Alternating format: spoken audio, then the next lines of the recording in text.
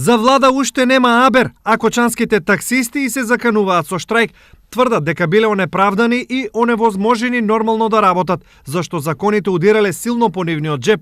Како пример го наведоа осигурувањето, каде за грешка на еден, последиците ги сноселе сите. Кој најповеќе не засега нас и сите транспортни предпријатија за осигурањето на возилата, каде што сите возила кои едно од возилата ако направи штета, значи следните возила мора да плаќаат 200% поскапо осигурање на возилата. Освен ова, според Каров, таксистите ќе бараат укинување и на други обврски. Например, укинување на англиски јазик, потоа укинување на сертификатите и сите тие барања и Кочани, таксистите од Кочани се засегнати со сите тие проблеми и затоа ние го поддржуваме овој штрајк и мислам дека надлежните институции во најскоро време ќе ги разгледаат нашите барања и ќе одговорат позитивно.